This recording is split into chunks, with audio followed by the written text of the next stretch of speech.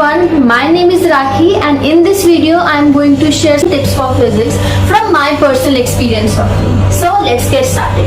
The first and the most basic point is make each and every concept of your physics very strong.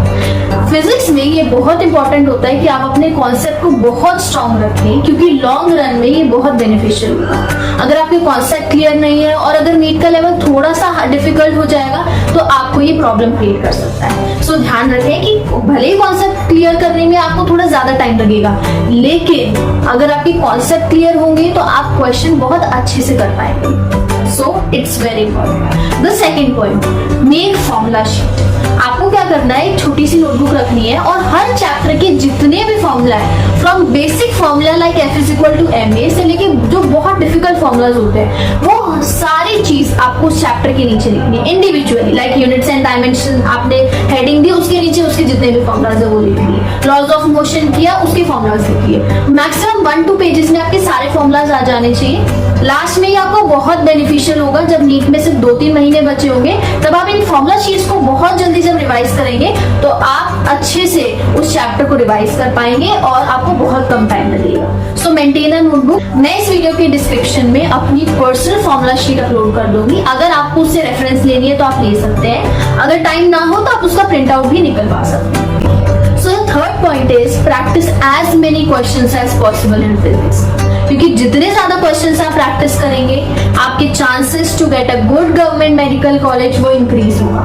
क्योंकि physics में after you have done your concept, after you have learn the formulas, ये बहुत important step होता है कि आप ज्यादा से ज्यादा क्वेश्चन प्रैक्टिस करें। आई नो बहुत से बच्चों को फिजिक्स से फोबिया होता है, बट रिमेंबर जब तक आप उसको फेस नहीं करेंगे तब तक वो जाने वाला नहीं है। सो आपको ज्यादा से ज्यादा क्वेश्चन प्रैक्टिस करने होंगे। जो मैंने अपनी नीट जर्नी में यूज करी थी उसमें से पहली थी was my Aakash module. Since I was from Aakash, तो मेरे को जो भी उन्होंने मॉड्यूल प्रोवाइड करी थी, मैंने उसको नीट से पहले 3-4 बार उसके पूरे क्वेश्चंस अच्छे से करे थे। सो आप जिस भी कोचिंग में जाते हो, whether it's LN, Unacademy, PW और एनी अदर इंस्टीट्यूट, आपको वो जो भी रिसोर्सेज प्रोवाइड करे आपको उसके क्वेश्चन अच्छे से करने हैं। ये आपका फर्स्ट स्टेप होना चाहिए।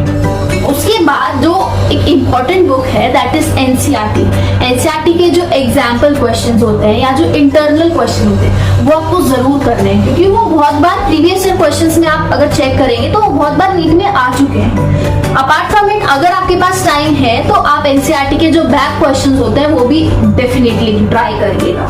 इसी पांडे पर्सनली मैंने अपनी नीट जर्नी में यूज करी थी and it's actually a very good book. आपको कॉन्सेप्ट कुछ पढ़ना हो तो आप उससे पढ़ सकते हैं। So you can use DC Pandey. अगर आपको अपनी नीट प्रिपरेशन थोड़ी हाई लेवल की करनी है, थोड़ी और ज्यादा करनी है, तो आप HC वर्मा भी ट्राई कर सकते हैं। HC Verma is also very good book. मैंने पर्सनली पूरी नहीं करी थी, मैंने कुछ ही चैप्टर करे थे, but you can definitely do if you want. For question practice what I suggest is, initially आप क्या करिए, टाइमर रखिए। उस टाइमर के अकॉर्डिंग आपको क्वेश्चंस करने हैं। फॉर एग्जांपल आज अगर आपको 50 क्वेश्चंस करने थे तो आप 150 मिनट्स का टाइमर रखिए, 3 मिनट पर क्वेश्चन। धीरे धीरे जब आपकी प्रैक्टिस इंप्रूव होगी तो आप उस टाइम को कम कर सकते हैं फॉर 2 मिनट्स, और अगर प्रैक्टिस और अच्छी हो तो 1.5 मिनट भी वो रिड्यूस हो जाएगा अगर आपने प्रैक्टिस अच्छे से की होगी। इससे क्या होगा, आपको नीट में ज्यादा टाइम नहीं लगेगा क्वेश्चंस करने में, क्योंकि आपने पहले से उस चीज की प्रैक्टिस की हुई है। ये मैंने भी ट्राई किया था और ये डेफिनेटली हेल्प करता है। क्योंकि हम क्वेश्चंस की बात कर रहे हैं, so let's talk about previous year questions. आपको नीट से पहले प्रीवियस ईयर क्वेश्चन कम से कम 3-4 जरूर कर लेने हैं। आपको इतने अच्छे से वो करने हैं ताकि if I give you the question आपको पता होना चाहिए कि हाँ ये मैंने किया है और मुझे इसके स्टेप्स पता है।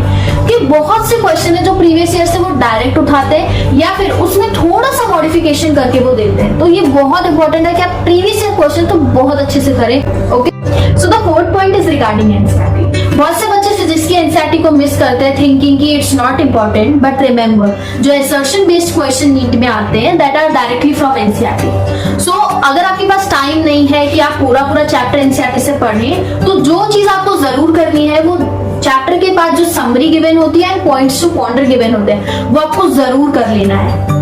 और अगर आपके पास टाइम है तो आई सजेस्ट कि आप 12th की तो NCERT अच्छे से कर लीजिए एंड 11th में जो सेकंड बुक है वो आप जरूर कर लीजिए, बिकॉज बहुत से पॉइंट ऐसे होते हैं जो हम मिस कर देते हैं जनरली, बट वो NCERT में बहुत अच्छे अच्छे से गिवन होते हैं, सो वो क्वेश्चन के फॉर्म में पूछे जा सकते हैं। सो आई विल सजेस्ट कि आप एनसीईआरटी भी जरूर एक बार देख लीजिए।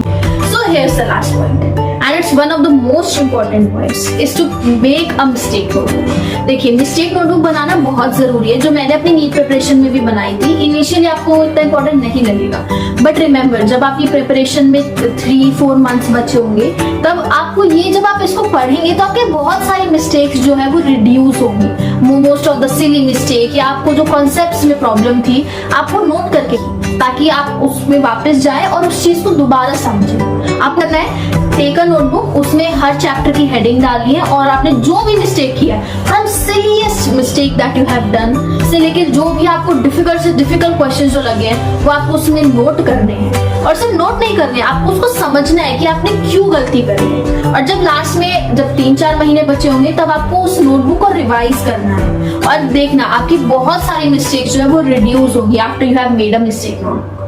So that's all for today, and I'm going to end this video with a beautiful quote which states that practice like you have never won before and perform like you have never lost.